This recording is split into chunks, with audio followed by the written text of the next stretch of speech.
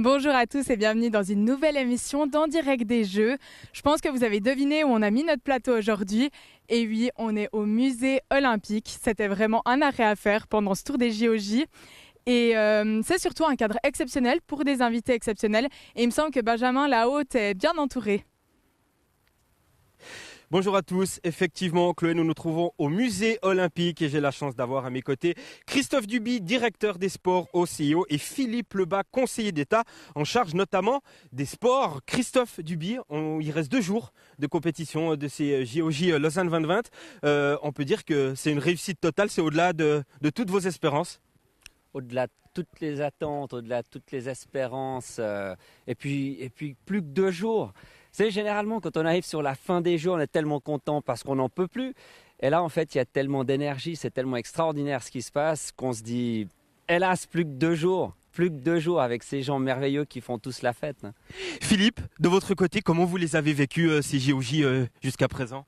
Alors, intensément, on sent qu'auprès des athlètes, il y a beaucoup de passion, beaucoup de joie d'être ici à Lausanne et dans les différents sites des Jeux Olympiques de la jeunesse. Et puis les bénévoles font un travail extraordinaire, accueillent remarquablement bien les gens qui viennent voir ces compètes. Et puis les spectateurs, ils ont simplement le sourire aux lèvres, ils bénéficient de ce que le sport peut apporter. Un peu plus de joie de vivre dans l'existence. Et ça, c'est fantastique. Merci messieurs, vous restez avec moi durant toute l'émission. Mais pour l'instant, on file du côté de l'Aisin où se déroulent les compétitions de freestyle. Emmanuel, est-ce que l'ambiance est bonne dans la station vaudoise ? Oui, bonsoir Benjamin, bonsoir Chloé. Alors l'ambiance est bon enfant, j'ai envie de dire, parce que justement autour de moi, ici, les jeunes bambins s'adonnent à des activités acrobatiques. Je me trouve dans le centre sportif de la piscine de l'Aisin et dans le cadre de l'Aisin en jeu. Avec moi, je reçois Antoine Pello, le responsable du site de l'Aisin pour les JOJ. Antoine, bonsoir. On a beaucoup parlé de Lausanne en jeu, mais il y a également l'Aisin en jeu. Donc ici, on a droit aussi à son lot d'animation. Est-ce que tu peux nous en dire davantage sur ce concept ? Exactement. Alors l'Aisin en jeu, on a mis en place ces activités depuis depuis l'ouverture, la cérémonie d'ouverture, le 9 janvier, qu'on a bien entendu retransmis en direct. Et puis depuis cette date-là, tous les soirs, toutes les après-midi, on a des animations pour les enfants ou pour les grands avec des conférences ou des concerts. Alors, est-ce que tu as pu un peu palper la température ici, l'ambiance ? Est-ce qu'il y a eu beaucoup de visiteurs ? Est-ce que les habitants de l'Aisin ou les gens de la région ont joué le jeu ? Alors, les habitants de l'Aisin ont joué le jeu, exactement. Les activités qu'on a proposées au niveau des enfants, des activités sportives qu'on a proposées ont été appréciées. On sait que c'est des activités que les gens aiment, les sports freestyle d'été. Et qu'est-ce que ça te fait de voir l'Aisin vibrer au rythme de l'olympisme ? Alors c'est vrai que là, depuis cette quinzaine olympique, on a vécu toutes les compétitions des autres sites tout d'abord avec les Diablerets. On a pu voir leurs compétitions, leurs animations. Et puis là, depuis jeudi dernier, on est en activité sur notre site de compétition de l'Aisin avec des belles soirées, les gens qui répondent présents pour les cérémonies d'ouverture ou les soirées spéciales. Et en quelques mots, globalement, qu'est-ce que tu voudrais que les gens retiennent de cet événement, de cette effervescence qu'il y a eu ici et qui va continuer encore ces prochains jours ici à l'Aisin ? C'est le rassemblement de la population autour d'un projet unique. Ça, c'est clair que ça fait 2 ans et 3 ans qu'on travaille avec les principales entités de l'Aisin, que ce soit la commune, les remontées mécaniques, les centres sportifs et plein d'autres. Et puis là, c'est un projet qui se concrétise. Les compétitions, on savait ce qu'on voulait faire, on connaissait, mais le l'Aisin en jeu, c'est une chose qu'on a créée de toutes pièces pour les habitants de l'Aisin et aussi fait pour les jeunes et par les jeunes. En tout cas, c'est un succès, on te sent très satisfait. Merci pour ces réponses. Alors, il y a les uns, mais il y a aussi les autres, il ne faut pas les oublier. Les autres, ce sont Benjamin et Chloé qui sont à Lausanne. Je vous redonne la parole, c'est à vous. Merci Emmanuel, on te retrouve dans environ 10 minutes. Chloé, tu nous as rejoint ici devant l'entrée du musée olympique et tu vas cuisiner un petit peu nos 2 invités. Oui, alors je vous ai préparé, en fait, on va tester votre rapidité avec 3 questions. Vous inquiétez pas, vous n'allez pas avoir besoin de courir, juste répondre à 3 questions. Et je vous demande qu'une seule chose, enfin 2 petites choses, ne répondre que par une phrase et être spontané. Est-ce que vous êtes prêts ? Je vais commencer avec vous, Philippe Lebas. Allons-y. À vos marques, prêts, partez. Quel est votre meilleur moment de ces jeux ? Saint-Moritz, le skeleton, des jeunes filles qui descendent à 130 à l'heure avec un seul casque comme protection. Pourquoi Lausanne est la meilleure ville hôte des JOJ? Parce que c'est la capitale olympique et parce que l'événement est tout simplement exceptionnel. Alors à quand des vrais jeux, enfin des jeux olympiques traditionnels à Lausanne? Le plus vite possible. Parfait, alors on va faire le même exercice avec vous. Christophe Duby, je vais juste... Monsieur Lebas est imbattable. Merci beaucoup. Alors, vous êtes prêts? Prêt. C'est parti. Quelle est votre plus grande fierté durant ces JOJ? Les sourires. Quelle est la discipline qui vous fait le plus kiffer, enfin qui vous a fait le plus kiffer pendant Lausanne 2020? Le saut à ski au flon, avec des bonhommes et des petites filles comme ça hautes. Merveilleux. Et comme discipline, il y a eu plusieurs nouvelles disciplines. Est-ce qu'il y a quelque chose qui vous a marqué? J'ai tout vu, je les connaissais avant, elles sont toutes marquantes. Ce qui est marquant, c'est tous ces jeunes qui excellent dans toutes leurs disciplines. Et à quand alors des Jeux Olympiques traditionnels à Lausanne? Le plus vite possible. Ah, vous avez la même réponse. Si on a un peu de temps là, pas seulement... Lausanne, c'est Lausanne 2020, mais au final, il y a plusieurs sites en Suisse et en France. Est-ce que dans le futur, les JO tendent à se dérouler dans un pays en globalité ou ça va rester dans une ville? Non, ce qu'on voit là, c'est un dispositif intelligent. C'est un dispositif qui utilise les structures, les infrastructures et les capacités existantes. Et c'est exactement vers cela que l'on tend. Vous savez, en 2014, on tourne la page à une façon de faire qui était l'ultra-compacité. Et puis aujourd'hui, avec les Jeux de Lausanne, on démontre que des jeux qui sont répartis sur les territoires, ça fonctionne extrêmement bien. Et puis, ces jeux-là sont précurseurs de ce que l'on verra à Milan et Cortina avec un dispositif sur 4 sites. Et on apprend beaucoup des Jeux de Lausanne. Du reste, il y a toute une délégation de Milan-Cortina. Ils sont arrivés ce matin. Ils étaient chez nous. Ce soir, ils sont au Flon, à Malais, demain à Villars, etc., au Vortex, parce qu'il y a beaucoup de choses à apprendre. Ces jeux sont intelligents. Cette réponse était un peu plus longue qu'une seule phrase, mais merci messieurs de vous être prêtés à l'exercice. Il y en a qui n'étaient plus en exercice ce matin, mais bel et bien en compétition. Ce sont les sauteurs à ski. Anthony a suivi le concours mixte pour nous.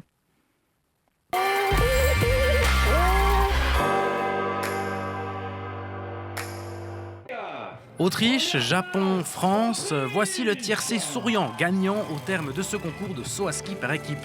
Vainqueurs, les Autrichiens n'ont jamais douté de leur succès. Oh, it's a nice feeling and... C'est génial. De gagner avec l'équipe, c'est super. On est un bon groupe et on aime ce qu'on fait. Je pense que c'est pour ça qu'on a gagné. Troisième, les Français fêtent eux une nouvelle médaille à la maison, car parmi les athlètes tricolores, beaucoup habitent à côté de la Suisse, comme Marco Heinins, résident à Jougne, commune frontalière avec Vallorbe. Ouais, c'est réussi, ouais. Je pense qu'on a fait le job et c'est vraiment cool, ouais. Devant son public, c'est vraiment incroyable, ouais. Et du coup, je pense que Jougne va vous fêter? Ouais, bah nous, on va fêter, hein. On est à la maison, on a tout le temps pour fêter ça. Magnifique. Quant aux Suisses, ils terminent malheureusement dernier en raison de l'absence d'une sauteuse. Du coup, ce concours a eu d'autres vertus. Aujourd'hui, je suis content avec mes sauts parce que hier, c'était plus difficile avec le vent. Et aujourd'hui, un sauteur de nous est malade, elle est malade. Et à cause de ça, j'ai juste fait mes sauts comme un entraînement. Les TUF vivront encore une dernière journée de concours mercredi 22 avec le saut du combiné nordique par équipe. Alors je vous retrouve à l'intérieur du musée olympique avec un champion. Bonjour, Jason Jamy Chapuis. L'ami Chapuis, mince, ça commence bien. On l'a vu dans le reportage précédent, le saut à ski se déroule au TUF, un endroit particulier pour vous. Est-ce que vous pouvez nous expliquer? Oui, alors le combiné nordique, c'est une épreuve qui lie le saut à ski et le ski de fond. Et les TUF, c'est un endroit particulier pour moi parce que j'ai grandi dans la station des Rousses. Je ne compte plus les heures que j'ai passées au stade des TUF pour m'entraîner pendant ma jeunesse. Donc voilà, c'est vraiment un endroit particulier, je le connais par cœur. Et maintenant, depuis que j'ai arrêté ma carrière de sportif de haut niveau, ce stade porte mon nom. Donc c'est plutôt un bel hommage. Et vous avez pu aller voir les compétitions pendant ces JOJ? Oui, j'ai pu voir ce matin, notamment le team mixte saut à ski. Franchement, j'étais étonné parce que il y avait énormément de monde. Je me suis dit un lundi, il ne va pas y avoir énormément de monde, mais si, il y avait 3000 personnes, énormément de bruit et c'était une ambiance exceptionnelle. On va parler un peu de votre sport. Alors vous êtes médaillé d'or à Vancouver en combiné nordique. On voit derrière nous votre matériel. Comment on en vient à faire du combiné nordique ? Alors j'ai attaqué par le ski de descente très jeune et habitant dans le Jura, voilà, les pistes de ski de fond étaient à 100 mètres de chez moi. Donc j'ai fait du ski de fond et le déclic, ça a été une initiation saut à ski à l'âge de 7 ans.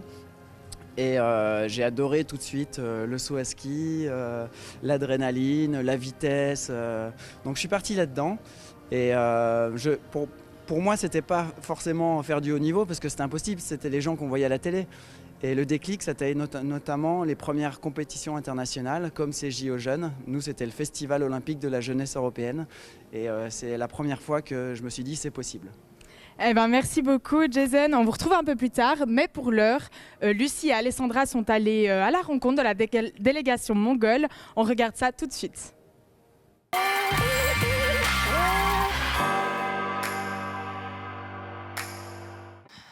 Salut, aujourd'hui je suis à la vallée de Joux pour rencontrer le fondateur de la délégation de la Mongolie. Si toi aussi tu penses que la Mongolie est située en Amérique du Sud, eh bien non, détrompe-toi, elle est située entre la Russie et la Chine. C'est un pays qui fait 37 fois la Suisse pour 3 millions d'habitants. Et tout de suite, nous allons rencontrer Pascal Gertsch.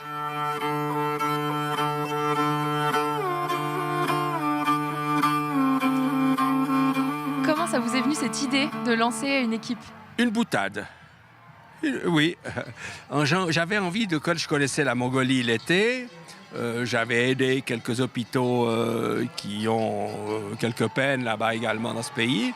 Et puis j'avais envie de le voir l'hiver. Alors j'ai été en janvier 2016, j'étais dans la région d'Adal, c'est là où serait né Gengis Khan. Vous pourriez peut-être faire quelque chose en son honneur, faites un trophée de Gengis Khan à ski de fond. J'ai lancé ça en pleine boutade, ignorant qu'on faisait du ski de fond là-bas. Hein.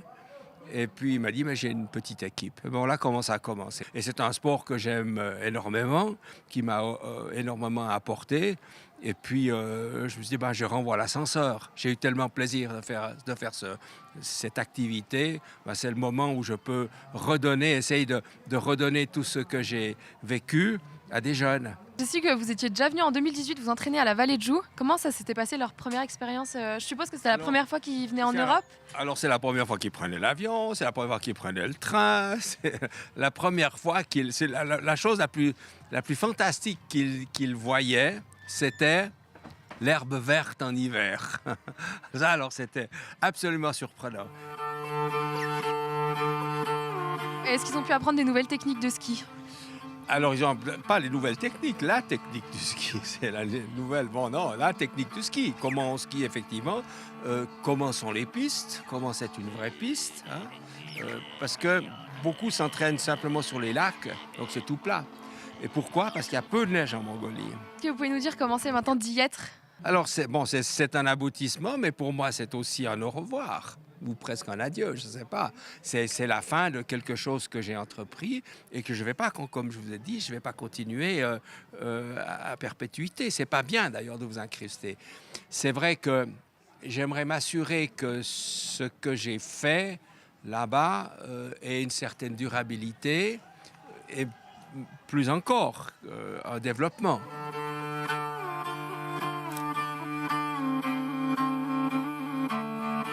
Cet élan que j'ai eu autour de moi, c'est quand même assez merveilleux. Hein.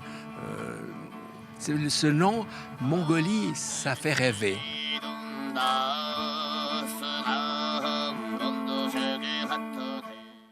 Nous sommes toujours au musée olympique avec Christophe Duby et Philippe Lebas. Philippe, vous êtes ministre des Sports, on peut dire, pour le canton de Vaud. Vous avez reçu des messages de la part d'autres cantons, un peu envieux, de la part de vos confrères?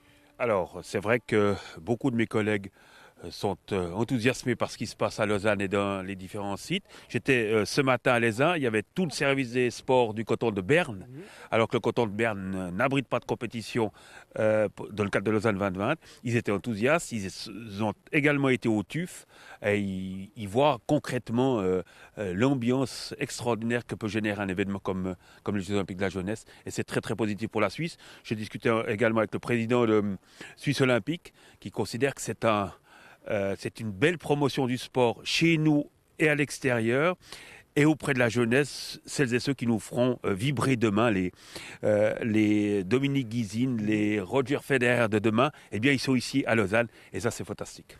Christophe, sportivement aussi, hein, les résultats sont faux. On parlait de l'engouement qui dépasse toutes vos espérances. Il y a une discipline aussi qui a pas mal crevé l'écran, c'est le ski alpinisme, entre autres. Cette discipline, est-ce qu'on pourra la voir dans des JO traditionnels, peut-être Cortina, Milan 2026 ? Oui, ça se rediscute à chaque fois, le programme olympique. Alors les organisateurs ont la possibilité de faire des propositions. Et le jour où je suis monté, du reste, en Pau, oui. En Pau, je précise, elle dit, l'équipe de Milan-Cortina était sur place. Donc effectivement, il y a un intérêt certain pour le ski mountaineering. Et merci beaucoup, mais il est déjà le temps de retrouver Manu à Lézin. Manu, ces derniers jours, il y a eu beaucoup de bises dans la station vaudoise. Est-ce que le vent est tombé du côté de Lézin ? Oui, alors Benjamin, effectivement le vent est tombé, en tout cas ici parce que je me trouve à l'intérieur, mais même dehors, c'est même un vent de compétition qui a soufflé aujourd'hui puisque tout à l'heure on a assisté aux compétitions de ski freestyle. Et pour en parler, j'ai à mes côtés Romain Erard, le sport manager ici à Lézin. Bonsoir Romain. Donc hier, on l'a dit, les compétitions ont dû être annulées et reportées à aujourd'hui. J'imagine que c'est un soulagement d'avoir pu donner le coup d'envoi aujourd'hui pour vous. Oui, alors vraiment, hier c'était quand même une grosse déception, ça c'est certain. Après on s'attendait aussi à avoir du mauvais temps une fois ou l'autre pendant une semaine de compétition. Donc on avait prévu des plans, on a pu régler ça rapidement. Et puis aujourd'hui, comme ça, continuer avec nos programmes sans devoir annuler aucun événement. Donc c'est vraiment une grande satisfaction aujourd'hui. Parlons un peu de ces installations. On a un énorme pipe qui fait 160 mètres de long et 27 mètres de large. Une très belle piste de slopestyle. Les gens qui ont créé ces infrastructures ont fait un super job. C'est impressionnant, ça met un peu les uns sur la carte du freestyle en fin de compte. Oui, vraiment une image incroyable. Et puis ça, on a des équipes professionnelles. Ravage Park ont fait un boulot, mais juste incroyable. Il n'y avait pas de neige et malgré ça, ils ont raclé toute la montagne et réussi à nous sortir un slopestyle dont les plus grandes nations sont jalouses. Non, vraiment, c'est un boulot incroyable et ils ont fait ça magnifiquement bien. On n'est que juste subjugué par ce qu'on voit. Ça fait plaisir. Et parlons un peu des compétitions, est-ce que vous avez pu y assister ? Qu'est-ce que vous pourriez dire du niveau des riders et des figures qu'ils ont proposées aujourd'hui ? Est-ce que vous êtes content ? Vous en avez pris plein les yeux ? Oui, non, vraiment. Alors, j'ai pas eu beaucoup de temps pour les regarder, mais ce que j'ai vu, c'était juste incroyable. On a vraiment des athlètes là qui sont au meilleur niveau mondial. Certains font de la Coupe du Monde déjà maintenant. On a vu un niveau de Coupe du Monde là. C'était juste incroyable, trop beau. Merci beaucoup Romain d'avoir répondu à mes questions. Alors d'ailleurs il a eu une médaille de bronze en snowboard ce matin, une médaille helvétique, donc bravo. Et puis en parlant de freestyler, j'ai envie de dire on vous retrouve Chloé et Benjamin, vous notre duo de freestyler au micro. Je vous redonne la parole à Lausanne. Merci Emmanuel et bon retour dans la capitale olympique. Chloé, toi tu es toujours bien au chaud avec Jason Lemy-Chapuis, il me semble. C'est exact, on est au chaud et on est devant les médailles olympiques. Mais je crois que vous avez amené quelque chose. Là, il y a les médailles de Vancouver, mais je crois que vous en avez une spéciale dans la poche. Oui, j'ai apporté la mienne de Vancouver 2010. Et chaque fois que je la regarde, ça me fait encore beaucoup d'émotions parce que ça me rappelle les fortes émotions que j'ai pu avoir ce jour-là, le 14 février 2010. Ça fait déjà 10 ans, c'est impressionnant. Justement, je voulais vous demander, ça fait quoi en fait une médaille d'or ? Ça change quoi dans la vie de tous les jours d'être médaillé d'or aux Jeux Olympiques ? En même temps, c'est la réalisation d'un rêve, un rêve de tout gosse. Quand j'étais petit, que j'avais mes idoles en poster dans ma chambre, je me dis ça y est, je suis devenu comme eux. C'est la réalisation d'un rêve et en même temps on se dit maintenant qu'est-ce qui se passe quoi, qu'est-ce que je dois faire parce que j'ai tout réalisé, je suis l'homme le plus heureux du monde. Mais en fait c'est juste une question de profiter de ce moment, de se remémorer de tout ce qu'on a pu faire pour en arriver là et puis juste profiter de cet hymne national, de profiter avec les proches, avec ses amis, remercier les entraîneurs et c'est vraiment juste un moment magique. 10 ans après, on voit que vous êtes encore très ému, mais j'ai envie de le dire, vous n'avez pas fait que Vancouver 2010, vous avez quand même fait 4 JO. Je pense que c'est une grosse émotion. On va en rester là. Merci beaucoup, Jason. On vous retrouvera à 18h30 sur la place de l'Europe pour le Guest of the Day. Et là, on pourra encore parler un peu plus de cette médaille et de ces JO. Durant ces JOJ, Lausanne en jeu vous permet de découvrir aussi des sports venant d'autres pays, du monde entier. On regarde le sujet de Sophie.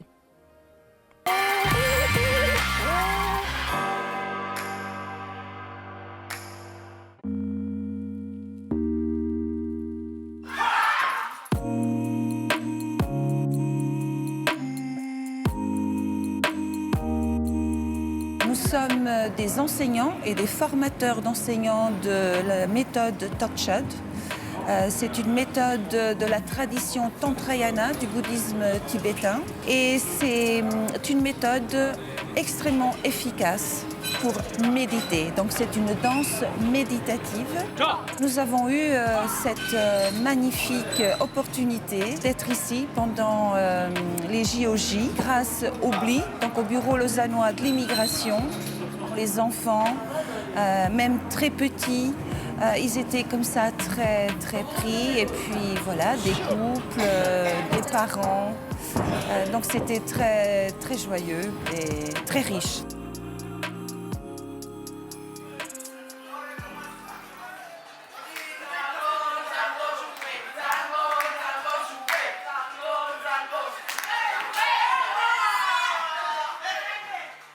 Zango qui est on peut le traduire par jeu de pied, mais ça s'approche assez de Shifumi, de pierre, papier, ciseaux.